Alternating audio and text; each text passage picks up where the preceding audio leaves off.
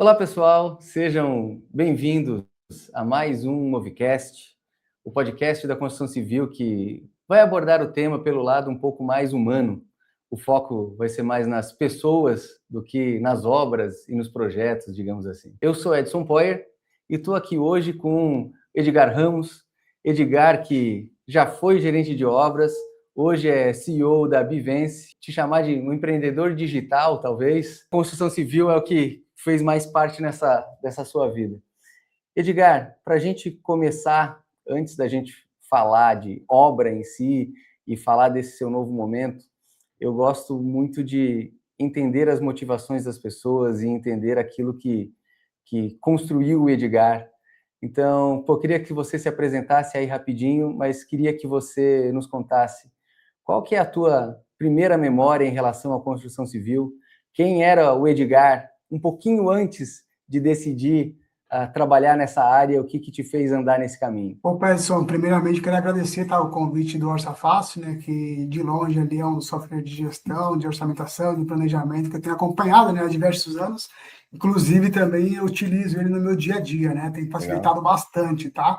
Ô Edson, eu sou engenheiro civil de formação, né, sou pós-graduado em gerenciamento de projetos pelo Mackenzie em São Paulo.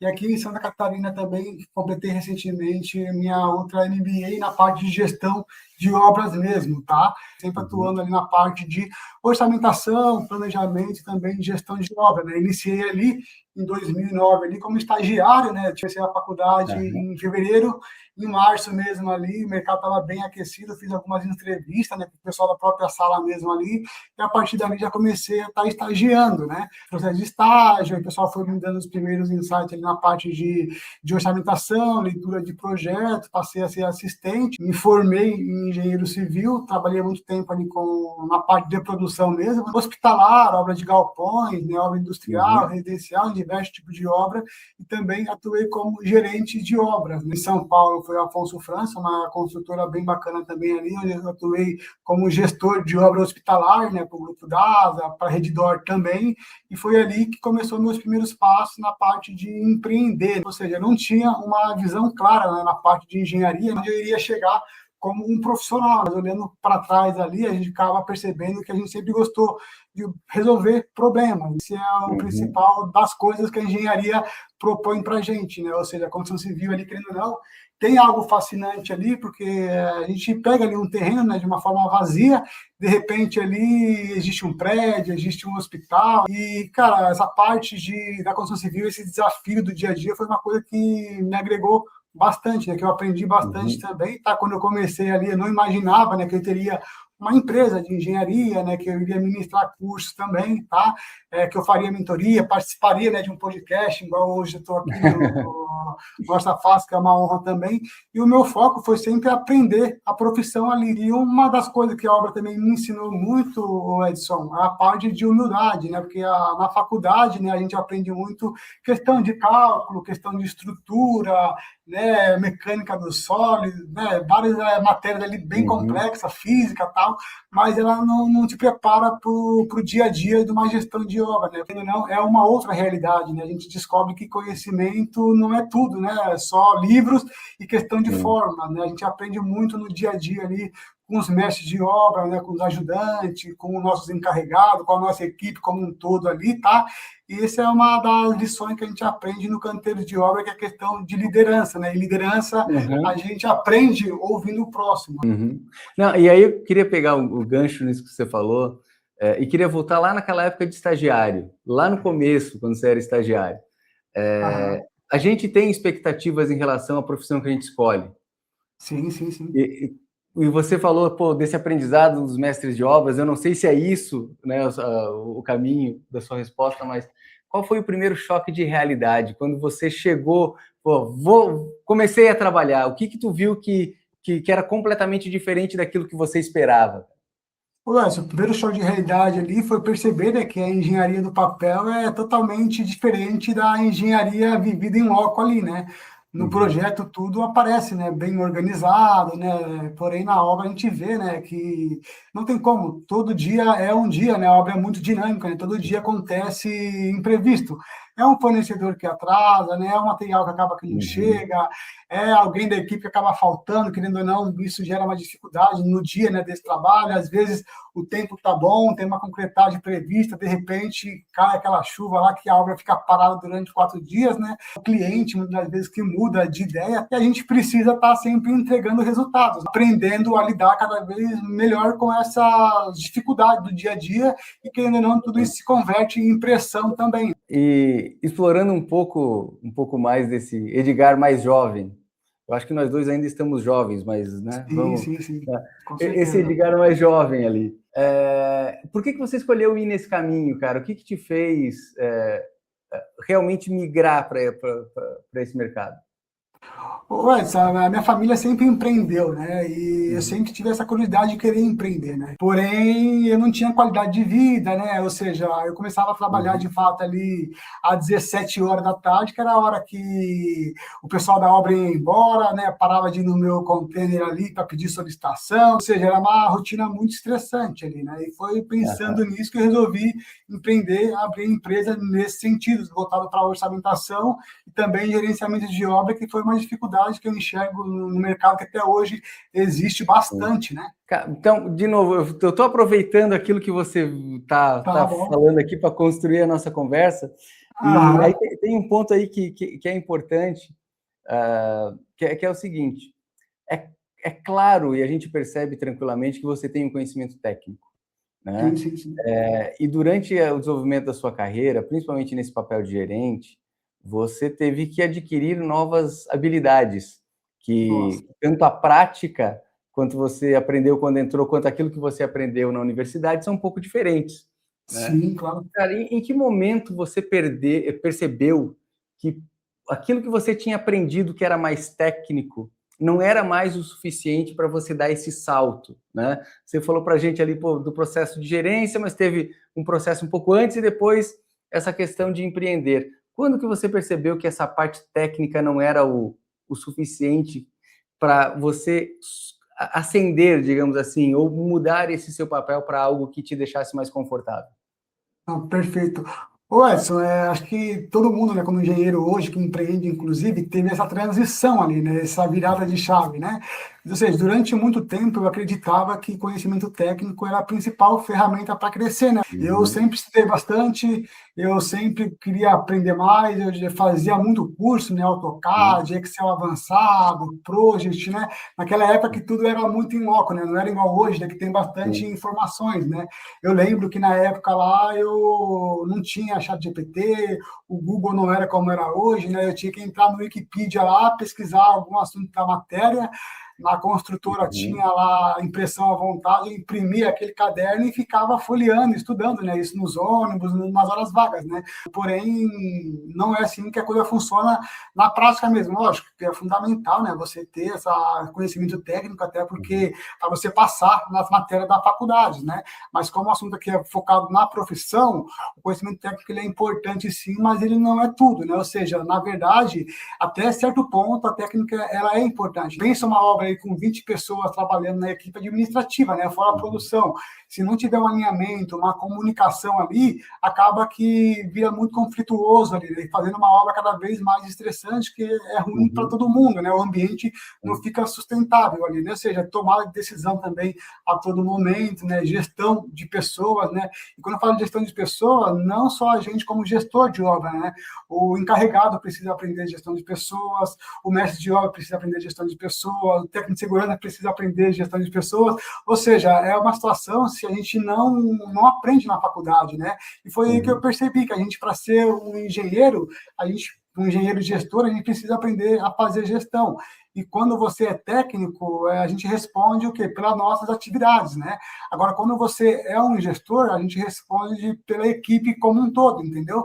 E aí que é uma mudança muito grande, que a gente precisa de buscar conhecimento nesse sentido, né? Você deixa de ser responsável pelo que faz e acaba sendo responsável pelo aquilo que acontece durante a obra, né? E isso é que a gente precisa estar aprendendo no dia a dia, fazer toda essa parte de liderança, essa parte de comunicação, né? Ou seja, eu fui também, depois disso, me aprofundando, né?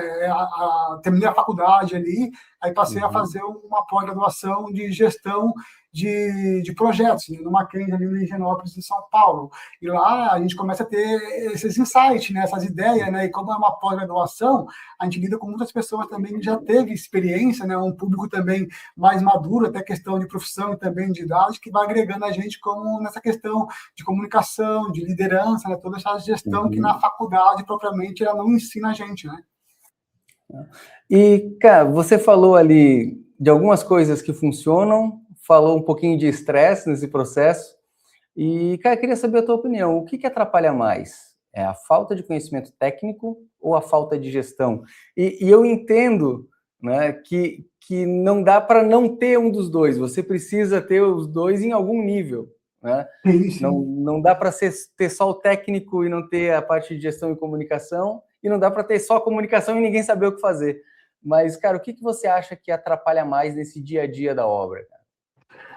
Com certeza, na minha visão hoje, Edson, a parte de gestão como um todo, né? Necessariamente um bom gestor, ele não precisa de ser tecnicamente muito bom, né? Lógico, ele precisa de ter uma noção boa ali, clara do projeto, até para os demais ali, né? Não sobressair no sentido de ser o famoso espertão, né? Tipo, não ficar vendido nas informações. A gente tem que ter uma ideia legal do que é um projeto de fundação, né? De como é um projeto de estrutura.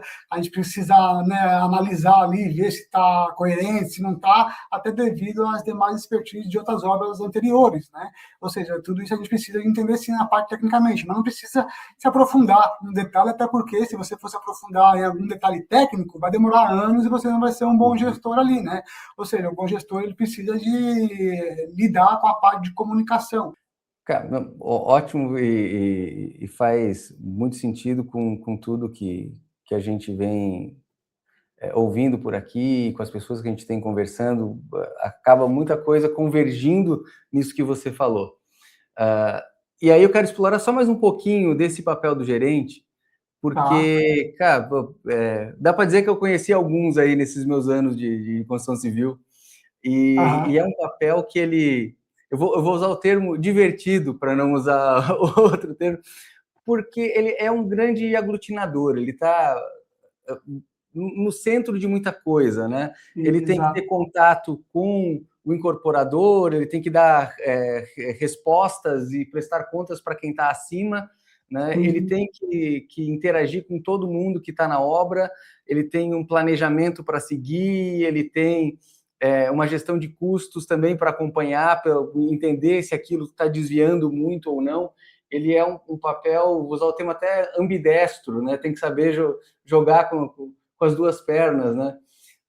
E dentro disso tudo, desse universo de coisas que o gerente de obras tem que fazer, cara, qual que é a parte deste papel que normalmente as pessoas não enxergam?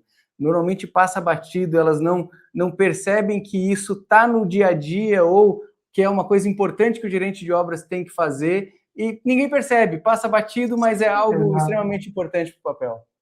É o que a gente fala, né? Inclusive você atua muito com obra também, né? Você sabe que as pessoas simplesmente só vê a obra pronta ali, né? A pessoa não vê o que aconteceu ali antes para essa obra estar acontecendo, né? Geralmente uma obra ali, vamos supor, uma obra de 2 anos, para ela estar pronta, muita coisa aconteceu ali nos bastidores que quem, né, só vê do tapume para fora, só vê o prédio lá construído, acha incrível, mas não sabe o trabalho que deu ali, né? Ou seja, as pessoas gostam de ver a obra pronta ali, bem executada, mas ela não vê toda a pressão que tem ali atrás, né? Ou seja, o gerente de obras, como um todo, ele vive no meio de diferentes interesses, né? Tem o interesse do cliente, tem o interesse da equipe, tem interesse ali dos fornecedores, tem interesse ali dos compradores, né? Vamos supor, se é uma obra ali residencial, né? Ou seja, o cliente, ele quer prazo, o financeiro vai querer economia, né?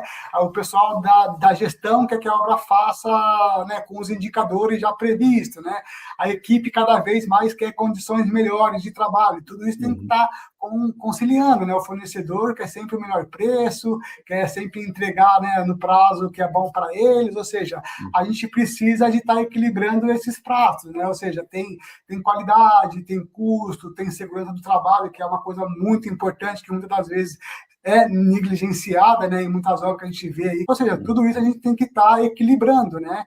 E a maior mentira, né, que o pessoal conta é que o gerente, ele manda, né? Mas, querendo ou não, o gerente que tem uma visão que ele tem uma inteligência, e voltar para esse assunto, ele sabe que ele não manda nada, né? Ele simplesmente ele gerencia ali todo o negócio, né? Todos os conflitos de interesse ele vai gerenciando, que a gente tem que entregar o quê? Uma obra na qualidade, uma obra no prazo, né, contratado, uma obra com financeiro saudável, né, a obra não pode estourar, ou seja, é negociação o tempo todo, com o cliente, com a equipe, com o fornecedor, né, com a diretoria, né, cara, eu lembro que quando eu atuava com obra ali, nossa, era a diretoria mandando mensagem, era o cliente, como era a obra hospitalar em andamento, era o médico ligando porque o fulano fez poeira, era o técnico da segurança do hospital ligando porque ligou uma maquita que não podia, ou seja, várias coisas assim, o estacionamento do hospital que recebia material, só que tinha um horário ali destinado a receber material, aí chegava um fornecedor que era para entregar à noite, porém ele ia de manhã. Nossa, cara, era um estresse, era um conflito assim, que se você não tiver uma inteligência emocional ali para estar gerenciando tudo isso, acaba que você é o queimado na situação, entendeu? Você que acaba sendo um mau gestor, né? Muitas vezes não é a realidade, mas você ser bom tecnicamente não é bom para a situação ali atual de gestão, entendeu? Vale você desenvolver outras habilidades ali, né? E aí, ótimo ponto que eu falo assim, não tem uma cadeira na faculdade que ensine isso. Não está lá na quarta fase, segundo semestre, quinto, oitavo semestre, não tem essa cadeira. Né? Sim, sim. Como que você aprendeu isso ou como que se aprende isso? Isso é muito erro, né, cara, que a gente vai adquirindo, né, ao longo dos anos ali e aprendendo com esses erros, né? Cada erro ali tem um custo por conta disso, né? Ou seja, no começo ali a gente acreditava que tudo a gente resolve de uma forma sozinho, né? Que a gente não precisa de ajuda, né? Que demonstrar ajuda ali é um sinal de fraqueza, porém quem faz gestão tem que apagar isso, né? Hoje eu penso exatamente ao contrário, né? A gente, para evoluir, a gente precisa, né, de pessoas, né? Ou seja, eu sempre fui um gestor muito legal com a minha equipe, né? Quando eu falo legal com a minha equipe, uma situação que acontecia, né, na nossa obra, por exemplo, é muito comum encarregado, né, ter funcionários virem de outro estado, né, para vir trabalhar em São Paulo, por exemplo. O meu mestre de obra lá, na época que eu trabalhei em São Bernardo do Campo ali, acho que você até conhece ali no Hospital Assunção, né, que vocês estão ali próximo ali, eu trabalhei naquele hospital, né, o nosso mestre de obra ali, ele era do Pará, entendeu? Do Pará, e uma vez por ano ele ficava 15 dias na casa dele lá, né? E o que acontecia? Esse mestre chegava na época de férias dele, antes de eu entrar como gestor dele, ele que tinha que comprar a passagem aérea dele, né? Pagar um absurdo para ir viajar para lá, né? Aí, a partir do momento que ele passou a trabalhar comigo, toda a férias dele eu fazia questão de mandar uma solicitação lá para a diretoria. Ó, o fulano vai viajar no dia tal, até dia tal, compra uma passagem para ele. Eu brigava por essas causas, assim, sabe, Edson? Aí o pessoal, poxa, durante a obra ali, andava muito tranquilo comigo, entendeu? Era um cara muito parceiro, né? Ou seja, a gente precisa de aprender a fazer gestão nesse sentido, né, cara? É ser uma troca, né? Um pelo outro, entendeu? Tipo, ó, eu ajudo ele, mas também a hora que eu preciso, ele me ajuda, né? Muitas das vezes, poxa, uma obra, por exemplo, no hospital em andamento, muitas das vezes, domingo tem atividade, sábado tem atividade, né? E eu não estava lá porque tinha outros meus assuntos também, né? Mas ele estava lá me cumprindo lá, como se eu estivesse lá. Mas aí, falando mais de ferramenta especificamente, quais são as maiores dificuldades para que as empresas consigam ter uma boa adesão a essas ferramentas, né? Hoje, uma obra, ela não roda sem tecnologia. Você não consegue ter bom acompanhamento, não consegue ter um bom orçamento, pegando a área que você trabalha mais agora, você não consegue ter uma boa medição, um planejamento de obra, uma boa gestão de custos sem um bom ERP, mas a adoção dessas ferramentas, ela não costuma ser algo simples, né?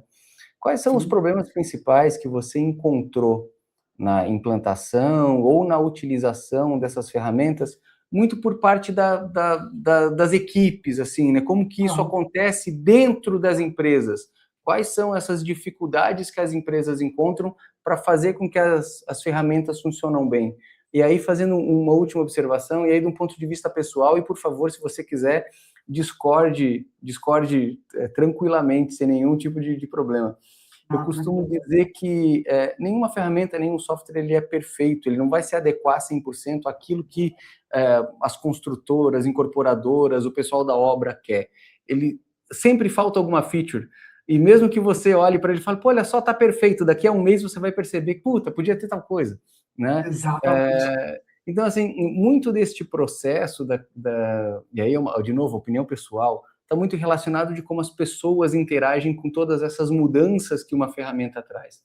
Mas quais são essas dificuldades que você encontra ou encontrou para que as ferramentas funcionassem bem dentro do canteiro e dentro da gestão das obras? Ô, Edson, essa parte de ferramenta é uma parte muito importante, sem dúvida, da construção civil como um todo. O negócio comentou, sem ferramenta de gestão, sem tecnologia, hoje uma obra praticamente não dá para tocar, né? Eu destaco essa parte, a falta de maturidade, né? Maturidade que eu falo no sentido profissional mesmo, entendeu? Que a gente vê muitas incorporadoras, inclusive incorporadoras grandes, o pessoal não tem nem um orçamento de uma obra, entendeu? E quem dirá um sistema ERP. Hoje eu estou atuando aqui na parte de orçamentação, eu tenho muito contato com esses clientes finais, né?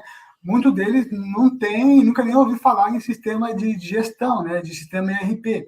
E os que já conhecem, Edson, eles não têm processos, né? Para a gente instalar, para a gente fazer hoje uma implantação de um sistema ERP dentro de uma empresa, a empresa tem que ter no mínimo ali um processo, né? Como é que você vai explicar uma pessoa que vai operar o sistema, como é que funciona todo um processo ali, né? Ou seja, muitas incorporadoras, muitas construtoras têm dinheiro de sobra, inclusive, para comprar um sistema ERP, para eles não é problema dinheiro, porém ele não tem uma equipe, né? E o sistema por si só, Edson, ele não consegue se autoalimentar, né? Tem que ter alguém ali para estar alimentando esse sistema. Por exemplo, fazer uma base de insumos, né? Fazer uma base de composição. Santa Catarina não atua igual uma construtora em São Paulo, que não atua igual uma construtora no Nordeste, né? Cada construtora tem seu método construtivo, tem a sua produtividade, né? Tem seus coeficientes, tem a sua mão de obra, tem o seu valor de insumo, né? Ou seja, tem que ser adaptado à realidade daquela construtora. Porém, quem vai fazer isso não vai ser o diretor da empresa, não vai ser o construtor final ali. Quem vai fazer isso vai ser uma equipe de orçamento, entendeu? Ou seja, tem que ter uma pessoa ali para estar elaborando, né, esse trabalho dentro do sistema como um todo, porque a ferramenta sozinha, ela não faz nada, né, como qualquer sistema, né, se você não alimentar ele de uma forma bem feita, acaba que o sistema ele não é tão útil, né, e acaba muita gente falando mal do sistema, porém, não é o sistema, né, tem que ter toda uma metodologia, tem que ter uma implantação ali, tem que ter um processo, entendeu? E o que eu quero chegar na conclusão é isso, o que falta é questão de maturidade dessas empresas, entender que só a ferramenta por si só, ela não vai resolver o problema, né, da construtora, tem que ter uma equipe envolvida por trás ali, entendeu? Às vezes a empresa tem dinheiro, vai implantar ali um sistema caro, mas se você não tiver pessoas para gerir tudo isso, você não vai conseguir. E para você colocar um sistema de implantação, você precisa de um bom gestor de projetos para fazer, né, toda essa implantação de orçamento, de planejamento, né, de gestão de custo, gestão de contrato, cronograma físico-financeiro, ou seja, tem que ter alguém ali por trás, ali gerenciando tudo isso. Recentemente, né, o ano passado, eu implantei um sistema numa incorporadora em Brasília. Cara, foram ali 6, 7 meses ali de reunião toda semana para implantar o sistema. Ou seja, se o diretor final ali, ele achar que, vou comprar um sistema, em um mês vai estar redondinho, andando perfeitamente, cara, não vai, entendeu? Porém, Edson, vale muito a pena, né? Você fazer uma implantação de um sistema bom para a sua empresa, que você não vai fazer só uma obra, né? Você vai fazer diversas obras, né? Talvez você pega ali uma obra modelo, padroniza ali tudo bonitinho, a próxima obra ali com certeza vai estar tudo redondinho, tudo mapeado, os processos bonitinhos, né? Quem faz o quê, uma matriz de responsabilidade, um fluxograma, ou seja, eu entendo que essa parte de ferramenta por si só, ela ajuda bastante, porém ela não é a solução da incorporadora, não. Tem que conciliar os dois, né? Tecnologia e pessoas, né? Sim. Não, ótimo. E até agora a gente falou de erro, falou de estresse, falou de problema, agora vamos falar de uma coisa um pouquinho mais light, mais tranquila, que é a nova fase da tua carreira, pode ser? Com certeza, lógico. Cara, o que eu queria saber é o seguinte, você teve essa experiência grande aí como gestão de obra e decidiu empreender. Vou agora seguir um caminho diferente. Eu queria saber como é que foi essa decisão, cara. Foi uma coisa planejada, você construiu isso, planejou, estruturou, ou foi um salto de fé? Digo, cara, vamos lá, eu quero fazer isso, vamos andar. Como é que foi essa mudança aí na tua carreira? Cara, eu não diria que foi um salto de fé, não, né? Na verdade, eu tenho 18 anos de experiência na área ali, né? Ou seja, foram 13 anos trabalhando, né, para outras pessoas, outras incorporadoras, outros clientes ali. E o que eu percebi, né, ao longo desses 13 anos trabalhando, né? Queria, assim, crescer dentro de uma construtora, de uma incorporadora, mas eu fui percebendo que, para eu ser um gerente, eu teria que estar pelo menos 15 anos dentro de uma empresa, que era o espelho que eu tinha, né? O gerente meu na empresa tinha 20 anos dentro de casa, muitas das vezes não é a realidade, né? Tem toda a parte, uma política também de interesse envolvida ali, né? E eu queria, na época, eu como gestor de obra, que foi a minha última experiência, eu já tinha um bom salário, né? Eu trabalhava em São Bernardo do Campo, a empresa pagava para mim hospedagem, né? Uma casa para eu morava ali bem no Jardim do Marte, deve conhecer também. Tinha gasolina disponível ali 100%, ou seja, eu era novo na época também, né? Hoje eu sou novo ainda, mas, ou seja, eu tinha tudo uma estrutura que daria para ficar tranquilo lá, ganhando bem e tal, mas só que eu tinha uma ambição, né, uma vontade de crescer, né, e ganhar mais dinheiro também, né, e ter tempo também de qualidade, que na época eu ganhava bem, mas eu não tinha tempo de qualidade, ou seja, eu trabalhava ali muitas vezes domingo a domingo, feriado eu tinha que trabalhar também, porque, vamos supor, o pessoal que vai instalar um filler, por exemplo, de um hospital, o cara quer instalar no feriado, né? Vai fazer uma atividade, os caras querem parar o trânsito, vai parar o trânsito meia-noite do domingo, um exemplo, entendeu? Ou seja, e eu tinha que estar na atividade ali, né? Tudo isso acaba que vai estressando a gente ao longo dos anos, né? Como eu sempre atuei com orçamento, por onde eu passei, essas empresas continuavam pedindo para eu fazer os orçamentos para eles de uma forma freelance, né? Ou seja, aí chegou o um momento que eu estava fazendo mais orçamento, eu estava ganhando mais dinheiro com os orçamentos freelance do que o meu salário como gerente de obras, né? Aí eu comecei a fazer umas contas que falei, poxa, né? Hoje eu não tenho filho, né? Não tenho contas assim para pagar, tá? Pesadas, né? E por que não, né? Aí eu fiquei ali durante uns 6 meses ali guardando recurso e resolvi, né, acabei a obra lá que eu tinha na empresa, na construtora, e resolvi cancelar meu contrato e abrir a minha empresa para focar somente nessa parte de orçamentação. Né, empreender, para quem quer começar, acho que tudo é muito lindo, né, mas não tem moleza para ninguém também. Como não é fácil você trabalhar em construtora, mesma dificuldade você vai encontrar também empreendendo, né? Porém, é um estímulo maior que é uma coisa sua, né? Você faz a sua agenda também, né? Você não tem chefe, né? Mas em contrapartida isso também, se você não tomar cuidado, vira um problema, né? Você não tem que estar se policiando a todo momento ali, né? Sim. Ótimo ponto, porque assim, essa questão de abordar os novos conhecimentos que você precisa ter, né? Você sempre foi um cara muito estudioso, aprendeu muito da parte técnica, depois aprendeu a parte de gestão, e nesse momento de empreender, agora você precisa ter novas habilidades. Sim, uma das coisas que eu sei que você coloca bastante energia é no teu processo de comunicação, nas tuas redes sociais, né? Sim. Um pouco que você já contou da sua carreira, me parece que para você é até um pouco natural ter esse contato com as pessoas, interagir, conseguir se relacionar, mas isso é diferente de fazer, como você falou, a comunicação da tua empresa, né? Como que você faz o seu marketing, como que você aparece nas redes sociais, como você interage com o cliente. Cara, em que momento dessa virada de chave, dessa mudança de carreira, você percebeu que esses pontos eram importantes, cara? Ninguém nasce já como um influenciador, já nasce ali com vários seguidores, né? Já nasce ali dando curso.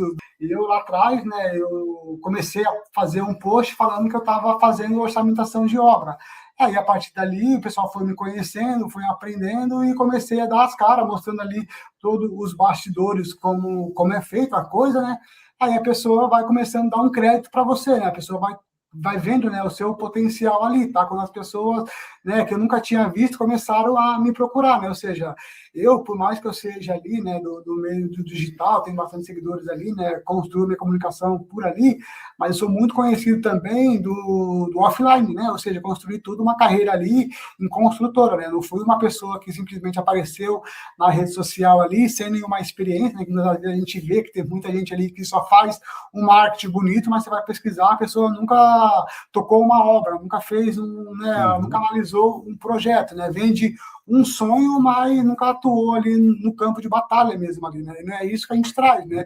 A gente mostra ali os bastidores, a gente fala que, né, que não é fácil e apareceu a partir daí, tá? Aí o pessoal começou a ter dúvida, o pessoal vai mandando mensagem, vai, né, pedindo ali uma consultoria, outros vão pedindo curso, aí conforme você vai aumentando, né, a sua autoridade ali, exemplo, o CREA, o ano passado, convidou eu para dar um curso, um mini curso, né, focado em gestão de obras lá no auditório em São Paulo. Tudo isso vai trazendo ali credibilidade perante aos nossos seguidores, né?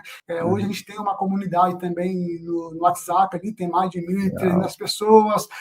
Toda semana a gente faz aula ao vivo com esse pessoal nossa comunidade, porque não adianta, né? Se a gente que faz um trabalho na rede social, a gente também tem que levar valor a essas pessoas que estão acompanhando a gente, né? Cara, e aí tem um ponto aí que você tocou, que cara, tem muita gente produzindo conteúdo sem ter a experiência, né? Eu venho de uma formação de comunicação, eu fiz um caminho focado em comunicação, depois em gestão, só que em outra área do que a sua.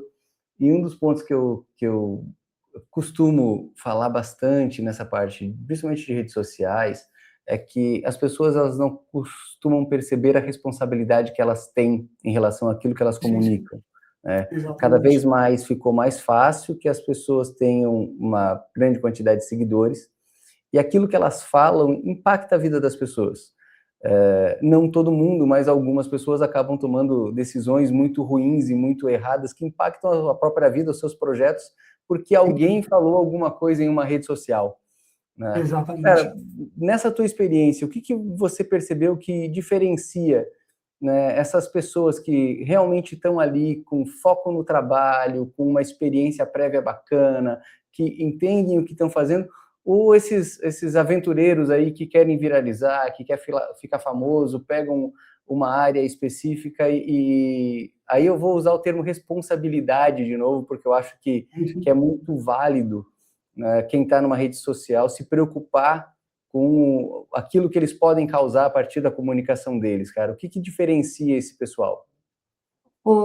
Se a gente que está ali comunicando na rede social, né, a gente tem que ter muito intencional naquilo que a gente sempre faz, né? Ou seja, quem quer produzir conteúdo, é legal a gente produzir conteúdo para ajudar, entendeu? Mas, porém, tem pessoa que quer fazer conteúdo simplesmente para ter engajamento, né? Para ter ali audiência, né? Isso é uma coisa que a gente não faz aqui. Tem sim post nosso que viraliza, mas é intencional, mas é coisa que ajuda, né? Que agrega ali, entendeu? Sempre traz ali a realidade, né? Que não é fácil trabalhar com orçamento, né? Lógico que dá sim para você ganhar dinheiro, dá para você viajar o mundo aí, como eu já fiz também, né? Através da sua profissão que você escolheu ali.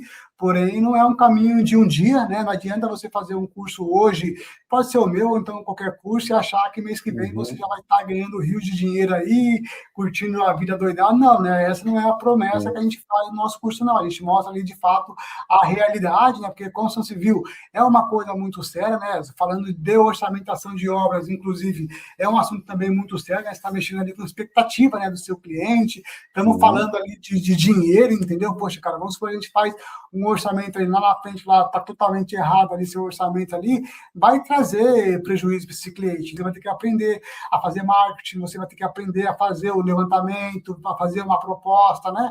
E a pessoa vai ver que também tem certas dificuldades ali, entendeu?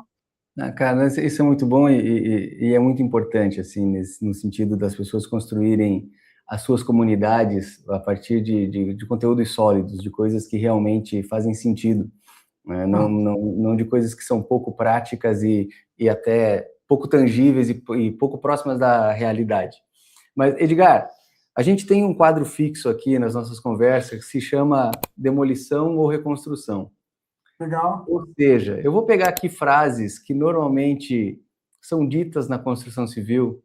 Eu quero saber de você se a gente tem que demolir essa frase, ou seja, destruir, esquecer, ou tem alguma coisa nessa frase que dá para aproveitar que a gente pode reconstruir e abordar de um outro jeito. E se você achar que essa frase está certa, aqui também pode falar, não, é isso aí mesmo. Não, beleza, eu vou abrir o coração aqui, eu vou falar, hein? Beleza.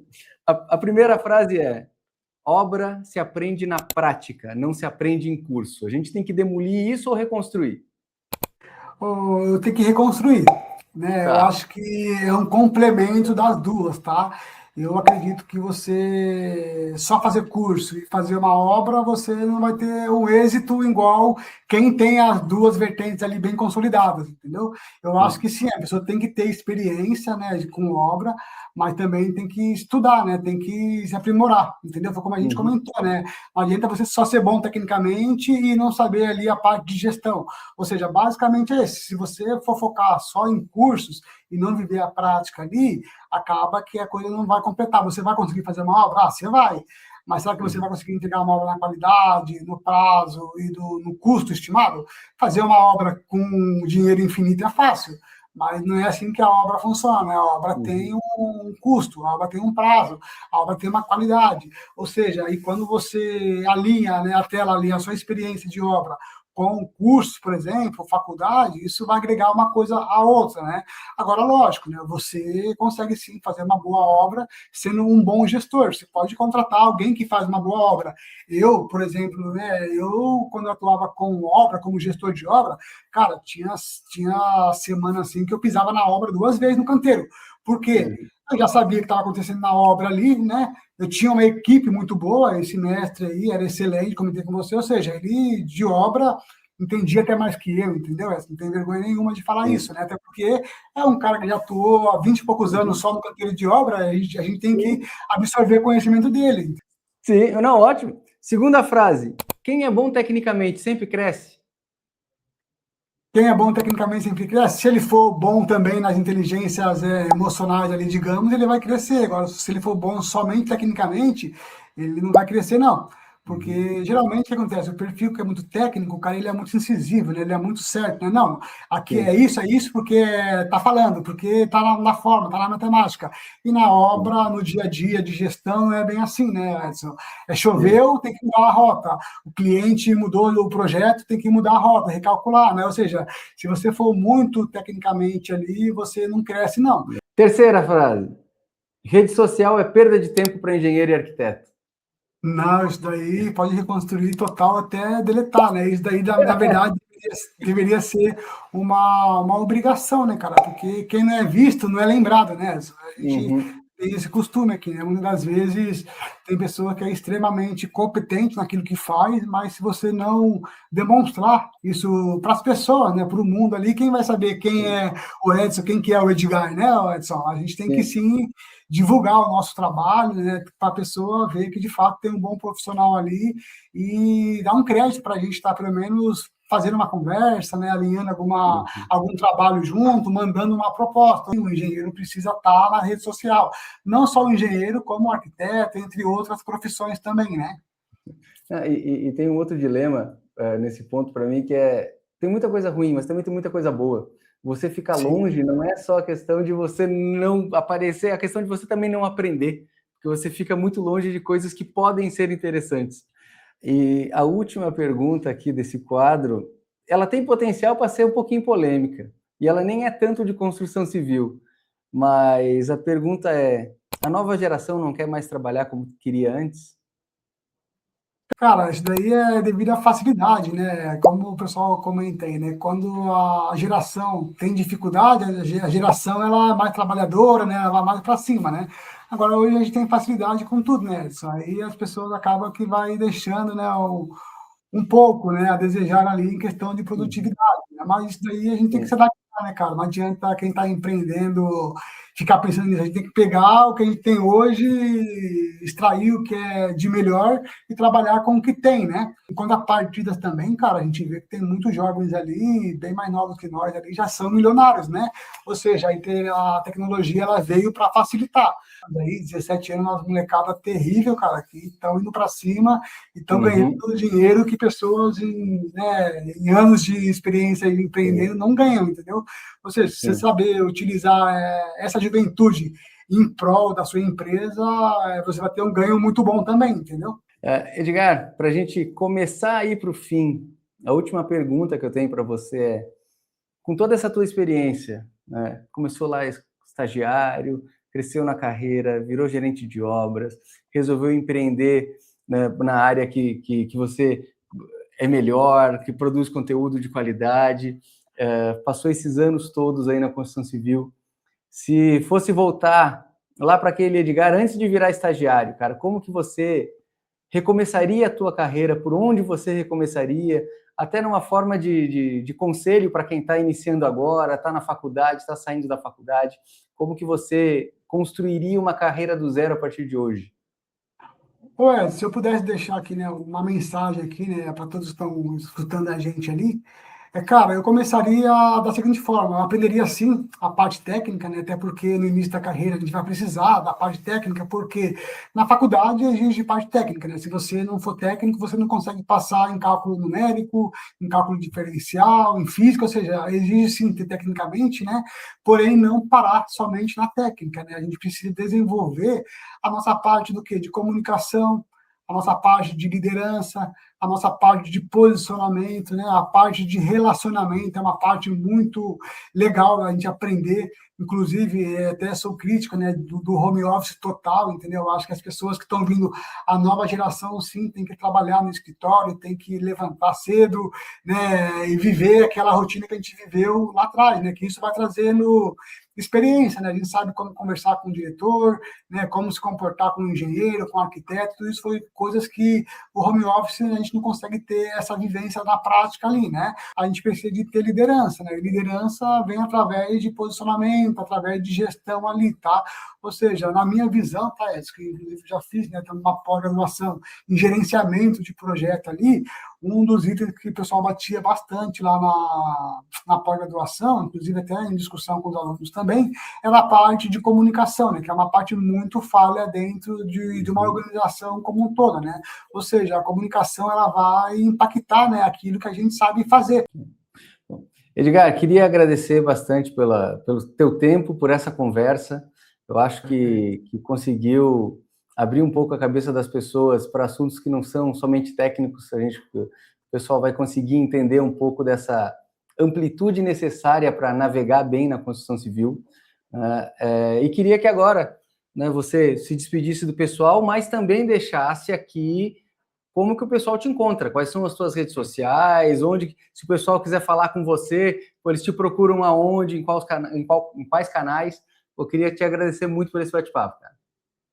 Edson, eu que agradeço aí o convite, tá? É um prazer estar participando aqui da comunidade de vocês, né?